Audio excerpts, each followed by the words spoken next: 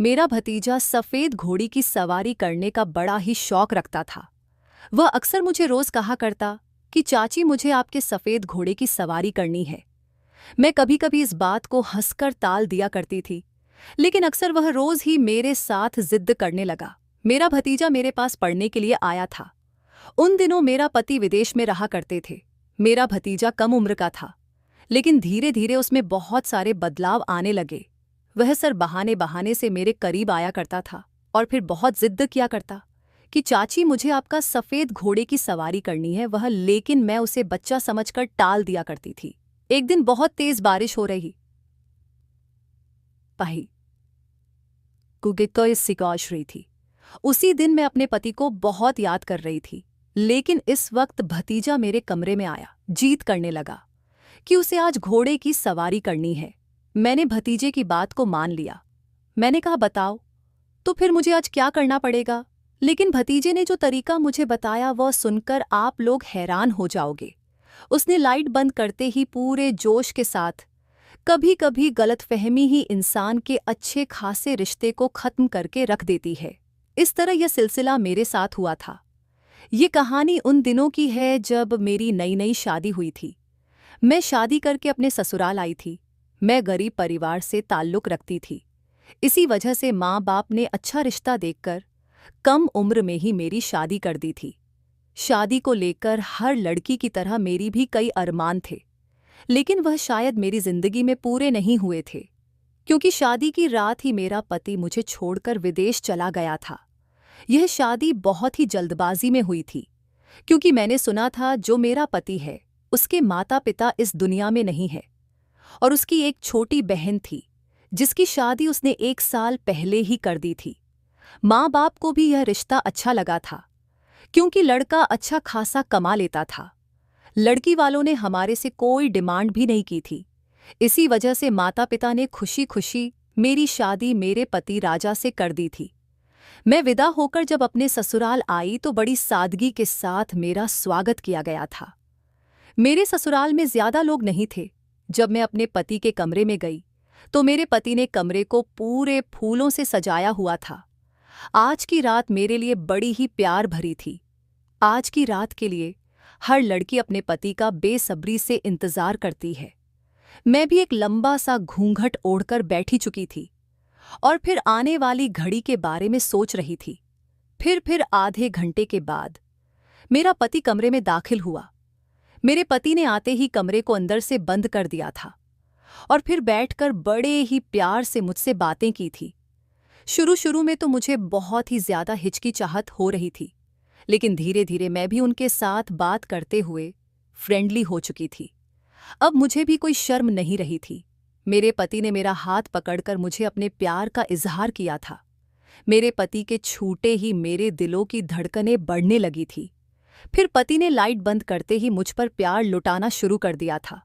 फिर काफी घंटे की देरी के बाद मेरे पति मुझे बताने लगे कि वह कल सुबह ही काम के सिलसिले से विदेश चले जाएंगे, जिसे सुनकर मैं पूरा हक्का बक्का रह चुकी थी। मेरे पति कहने लगे कि उन्हें ऑफिस के काम से छुट्टी नहीं मिल रही, इसीलिए उनको जॉब बहुत जरूरी है, वह जल्द ही वापस आएंगे। तुम निराश मत होना। लेकिन पति की बात को सुनते ही मैं पूरा उदास हो चुकी थी।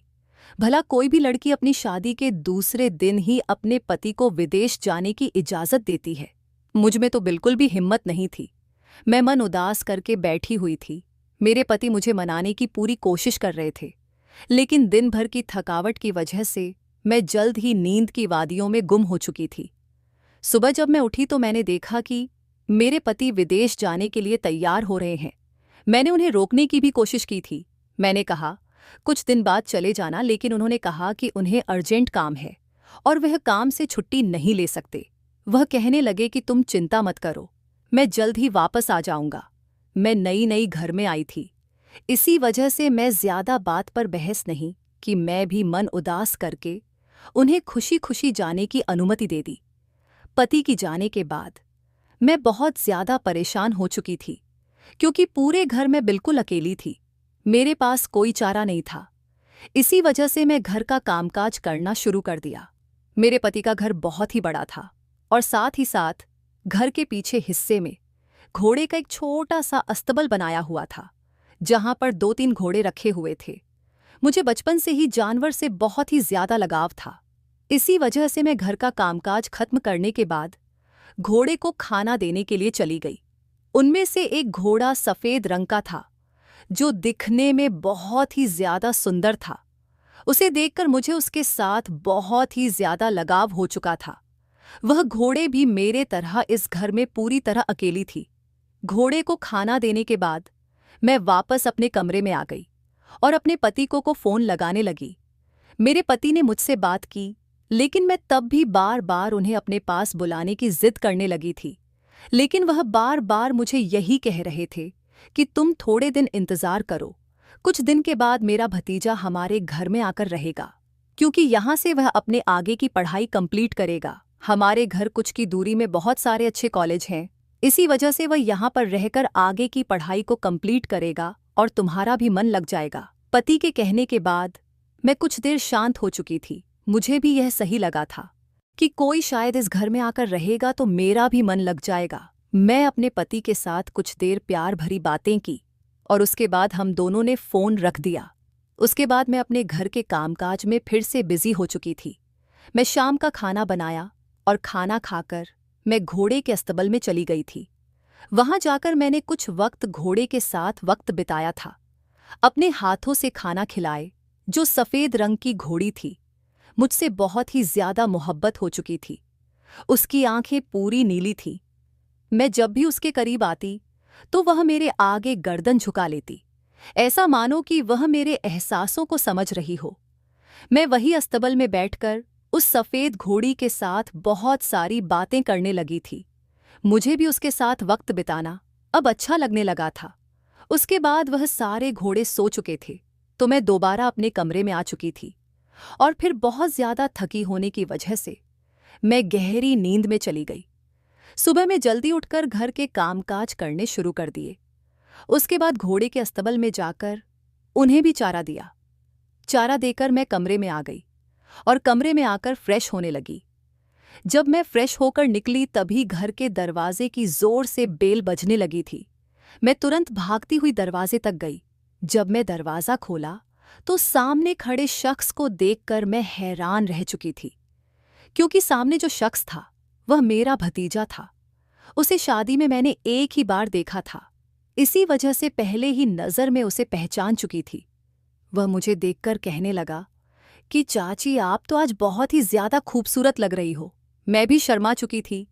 मैंने कहा, तुम अंदर तो आओ, मेरी तारीफें बाद में कर लेना, चलो जल्दी से अंदर आ जाओ। फिर उसने अपना एक बड़ा सा बैग सोफे की साइड पर रखा और कहने लगा, आपको तो पता ही होगा मैं यहाँ पर पढ़ने के लिए आया हूँ। मेरे आगे की पढ़ाई यहीं से होगी। उस लड़के का नाम अरमान था। उसकी उम्र 20 साल थी। वह दिखने में बहुत ही हैंडसम था, लेकिन उसे देखकर उसकी उम्र का अंदाज़ा बिल्कुल भी नहीं लगाया जा सकता। उसकी बातों को सुनकर मैं उसे कहा कि हाँ, तुम्हारे चाचा जान मुझे बताया था कि तुम आने वाले हो, लेकिन तुम इतना जल्दी आ जाओगे यह मुझे नहीं पता था। चलो मैं तुम्हें तुम्हारा कमरा दिखा देती हूँ, तुम थोड़ा देर फ्रेश हो जाओ, उसके बाद मैं तुम्हारे लिए नाश्ता लेकर आती हूँ। मैं अपने कमरे से कुछ दूर एक कमरा था, मैंने उसे वह कमरा दे दिया। मैंने कहा कि तुम आज से यहाँ रहोगे। उसे भी वह कमरा बहुत अच्छा लगा था। उसके बाद वह फ्रेश होने के लिए चला गया। मैं किचन में जाकर उसके लिए नाश्ता बनाने लगी थी। जब मैं नाश्ता बनाकर वापस कमरे में आई तो मैंने देखा कि वह बैठकर फ़ोन में बड़ी गहरी निगाहों से कुछ देख रहा था। जब उसने मुझे देखा तो हथ बढ़ाते हुए उसके हाथों से फ़ोन नीचे गिर चुका था। उसके बाद मैंने उसे नाश्ता पकड़ाया। नाश्ता करते हुए वह मेरी तारीफें करने लगा था। वह कहने लगा, चाची, आप नाश्ता भी बहुत ही अच्छा बना लेती हैं। वाकई आपके हाथों में तो जादू है। उसकी बातों को मैं सुनकर हंस के डाल दिया करती थी, क्योंकि वह बहुत ही मजाकिया किस्म का लड़का था। फिर मैंने कुछ देर उसके पास बैठकर उसके आगे की पढ़ाई के बारे में मैंने पूछा था, पर हम दोनों ने कई देर तक एक दूसरे के साथ बात की थी। उससे बात करने के बाद अपने कमरे में चली आई थी। कमरे में आकर देखा कि मेरे फ़ोन पर मेरे पति की कॉल आ रही थी। मैंने तुरंत रिसीव किया। शायद मेरे पति को अरमान के आने की खबर मिल चुकी थी। मेरे पति मुझे कहने लगे, अब तुम्हारा मन अच्छे से लग जाएगा। अपने पति की बातों को सुनकर मैं चुपचाप हाँ में जवाब दिया था, क्योंकि मेरे पति मुझे बिल्कुल समझ में नहीं आ रहे थे, क्योंकि मुझे उनकी ज़रूरत ही ना कि उनके भतीजे की। लेकिन मैं नई नवेली दुल्हन थी, इसी वजह से मैं ज़्यादा जिद नहीं कि मैं चुपचाप अपने पति की बातों को अच्छे से सुना था। और उसके बाद हम दोनों ने फ़ोन रख दिया। कुछ देर बाद मैं आराम किया और उसके बाद घोड़े के अस्तबल में जाकर उन्हें चारा देना शुरू कर दिया था। आज जो मेरे सफ़ेद रंग की घोड़ी थी, बहुत ही ज़्यादा उछल रही थी। शायद वह थोड़ा आज़ाद होना चाहती थी, क्योंकि उसे भी कितने दिनों से रस्सियों से बांधा गया था। जब मैं उन घोड़े को चारा दे रही थी, तभी पीछे से अरमान भी मेरे बगल में आकर खड़ा हो गया और फिर मुझे कहने लगा कि चाची, मुझे यह सफ़ेद रंग की घोड़ी बहुत ही ज़्यादा पसंद है। और कहने लगा, ये हूबहू आपकी तरह है, सुंदर है, आपकी भी कोई खूबसूरती देखकर मनमोहित हो जाएगा। इस घोड़ी की जो नीली आंखें हैं, उसे देखकर कोई भी फिदा हो सकता है। फिर बात तो ही बातों में अरमान ने मुझे एक ऐसी बात कही जिसे सुनकर मेरे होश उड़ चुके थे। वह मुझे कहने लगा कि चाची, मुझे भी अपनी सफ़ेद घोड़ी की सवारी करवाओ। कुछ देर तो मैं उसके सवालों को सुनकर चुप हो चुकी थी। फिर उसके बाद में हंसकर उसकी बातों को टाल दिया था। कुछ देर हम वहीं अस्तबल में बातें किया। उसके बाद हम दोनों घर में आ चुके थे। घर में आने के बाद अरमान मुझे कहने लगा कि चाची, आज मैं अपने दोस्तों के घर जा रहा हूँ, इसी वजह से थोड़ी देरी हो जाएगी, क्योंकि मेरे दोस्त यही हॉस्टल में रह रहे हैं। मैंने उसे जाने की आज्ञा दे दी थी। उसके बाद वह रात को वापस आया था। रात को मैं खाने पर इसका इंतज़ार कर रही थी। जब आया तो हम दोनों ने बैठकर रात का डिनर किया था। डिनर करते हुए ही अरमान फिर से कहने लगा कि चाची, मुझे अपनी घोड़ी की सवारी कब करवाओगी। इस बात को सुनकर मैं फिर से हंसकर डाल दिया था। मैंने सोचा कि यह तो बच्चा है, इसे क्या समझ होगी ये जो बोल रहा है, लेकिन शायद ये मेरी गलत फहमी थी। डिनर करने के बाद अरमान अपने कमरे में सोने के लिए चला गया था। मैं सोने के लिए चली गई थी। मैं बहुत ज़्यादा घर के काम काजों की वजह से बहुत थक चुकी थी। इसी वजह से मैं भी अपने में जाकर जल्द ही सो चुकी थी। लेकिन रात को मुझे कुछ अजीब सी आवाज़ सुनाई देने लगी, लेकिन मैं वह आवाज़ों पर ज़्यादा ध्यान नहीं दिया। जब मैं सुबह उठी तो मेरे दिमाग में रात वाली बात के बारे में सोचने लगी थी। किचन में जब काम कर रही थी तो मैं आवाज़ों को गहरी तरीके से सोच रही थी, लेकिन तभी पीछे से अरमान कब आकर खड़ा हो गया, मुझे मालूम नहीं। उसने मुझे एक बार आवाज़ भी लगाई, लेकिन मैंने उसकी आवाज़ को नहीं सुना। तभी उसने आकर मुझे पीछे से पकड़ लिया। उसके पकड़ने से मुझे अजीब सी हलचल होने लगी थी। वह कहने लगा, चाची जान, मैं कब से आपको आवाज़ लगा रहा हूँ, लेकिन आप मेरी बात को सुन ही नहीं रही। कहने लगा कि मैं आज दोपहर को नहीं आऊँगा, क्योंकि आज मैं अपना कॉलेज में एडमिशन करवाने जाने वाला हूँ। जिसे सुनकर मैंने कहा कि ठीक है, तुम रात को तो आओगी ना। तो कहने लगा हाँ। तभी चाची ने और मैं नाश्ता किया।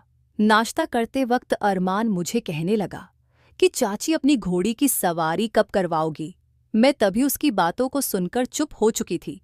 मैंने कहा, तुम्हें घोड़ी कब से पसंद आने लगी। वह कहने लगा, मुझे घोड़ियों का शौक बचपन से ही है। मुझे अक्सर सफ़ेद रंग की घोड़ी पर सवारी करना बहुत पसंद है। बार बार मुझसे जिद करने लगा था, लेकिन मैं अब उसकी बातों को हंसकर डाल दिया करती थी। अब यही सिलसिला रोज़ शुरू हो चुका था। जब रात को अरमान घर वापस आता और डिनर करने के बाद वह अपने कमरे में चला गया। उसके कमरे के जाने के कुछ देर बाद ही मुझे फिर से अजीब-ओ-गरीब आवाज़ आने लगी थी। जब मैं आवाज़ों को सुनने के लिए कमरे से बाहर निकलते तो धीरे धीरे कदम बढ़ाते हुए मैंने यह देखा कि आवाज़ तो मुझे अरमान के कमरे से आ रही है। यह आवाज़ बड़ी ही अलग किस्म की थी। सुनकर मुझे अजीब सी हलचल महसूस होने लगी थी। मुझे डर लगने लगा था। इसी वजह से मैं तुरंत भागकर अपने कमरे में आ चुकी थी। मैं अपने पति को बहुत ही ज़्यादा याद कर रही थी। डर के मारे में चादर ओढ़कर सो चुकी थी। सुबह जब उठी फिर से घर के काम काजों में मगर हो चुकी थी। कामकाज करते हुए मुझे फिर से वह रात वाली आवाज़ के बारे में मैं सोचने लगी थी। अरमान आज फिर से मेरे करीब आकर खड़ा हो चुका था और फिर उसने फिर से मुझे ऐसी ऐसी बातें कहीं जैसे सुनकर मेरे होश उड़ चुके थे।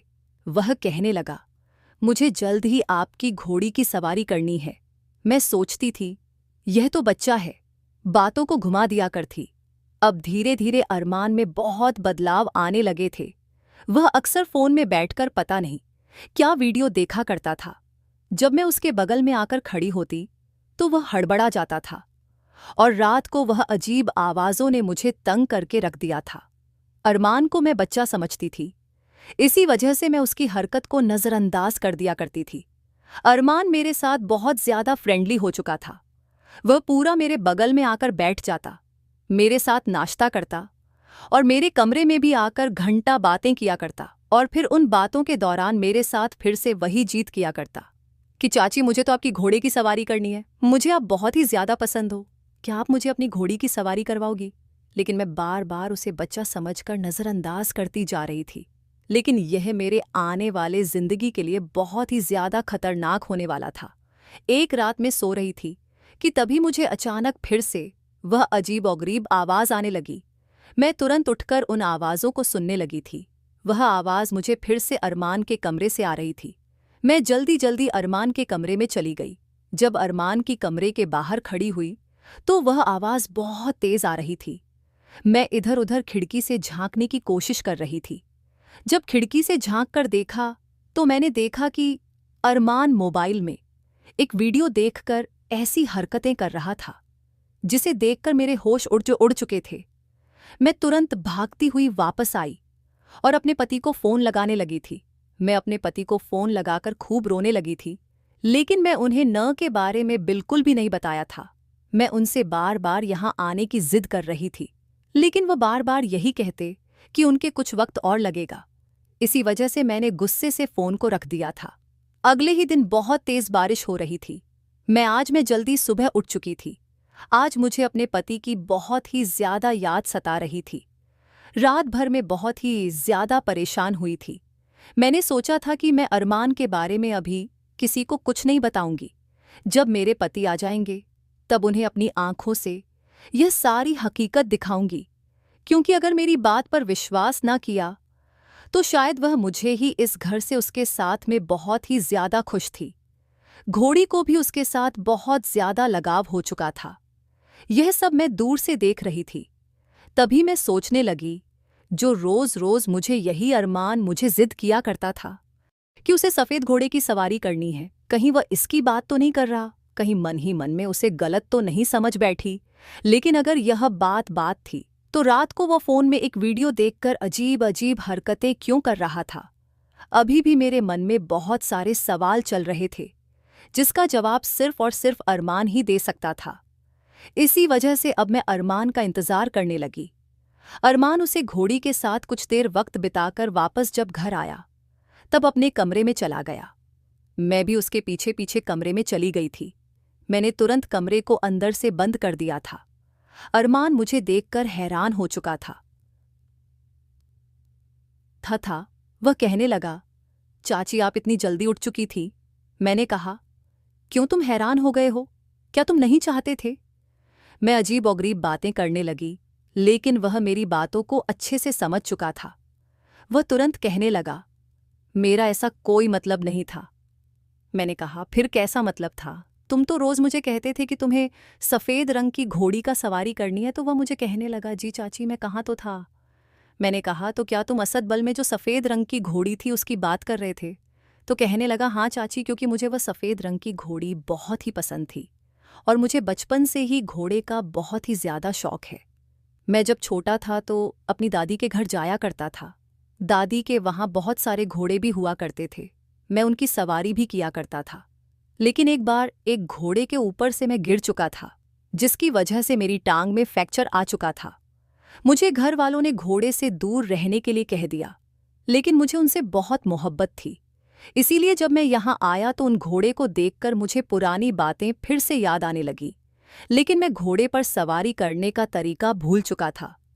मैंने कहा कि फिर तुम कैसे उस घोड़े की सवारी कर रहे थे। वह घोड़ी भी तुम्हारी बात को अच्छे से समझ रही थी। वह कहने लगा, वह इस वजह से क्योंकि मैं रात भर फोन पर घोड़े को समझाने की वीडियो देखा करता था। उनको कैसे सवारी कराते हैं उसका तरीका भी समझ रहा था। जब मैं अरमान के मुंह से इन सारी बातों को सुना तो मुझे अपनी गलती का एहसास होने लगा था। मुझे अपने आप पर बहुत ही शर्मिंदगी होने लगी थी। मैं उसे गलत समझ बैठी थी, लेकिन वह तो बहुत ही अच्छा लड़का था। उसे भी मेरी तरह जानवरों से बहुत ही मोहब्बत थी, लेकिन मैं उसे गलत समझ बैठी थी। शायद एक बार मैं उससे बात कर लेती तो शायद सच का सामना पहले खुल जाता। फिर हम दोनों ने बैठकर कई देर तक एक दूसरे से बातचीत की थी। उस बातचीत के दौरान तभी मुझे घर की बेल सुनाई देने लगी। मैं तुरंत भागती हुई घर का दरवाज़ा खोलने के लिए भागी, तो सामने अपने पति को देखकर मैं पूरी की पूरी चौंकी गई थी। सामने मेरे पति खड़े थे। वह मुझे देखकर बहुत खुश हो रहे थे। उन्होंने मुझे आज सरप्राइज दिया था। वह कहने लगे थे कि तुम बार बार जिद करती थी, और मैं भी समझता हूं कि तुम्हारी नई नई शादी हुई है और अपने पति को दूसरे दिन अपने से दूर करना, यह एक औरत के लिए बहुत ही कठिन काम है, क्योंकि तुमने कहा था, देखो मैं अपना काम जल्द से जल्द खत्म करके वापस आ चुका हूं और मैं अब यहीं से अपना काम शुरू करूंगा। मैं बहुत ही ज्यादा खुश थी। मेरे पति ने आज रात मुझ पर जमकर प्यार लुटाया था। आज मुझे अपनी गलती का भी एहसास हो चुका था। अगर मैं अरमान की बात अपने पति को बता देती तो शायद वह भी मेरी तरह उसे गलत समझ बैठते और उसकी इज्जत पर भी दाग लगता। वह तो भगवान का शुक्र है कि वक्त रहते ही उसने हमारी आंखें खोल दी। दोस्तों, कहानी अच्छी लगे तो लाइक एंड सब्सक्राइब कर देना और शेयर कर देना। धन्यवाद।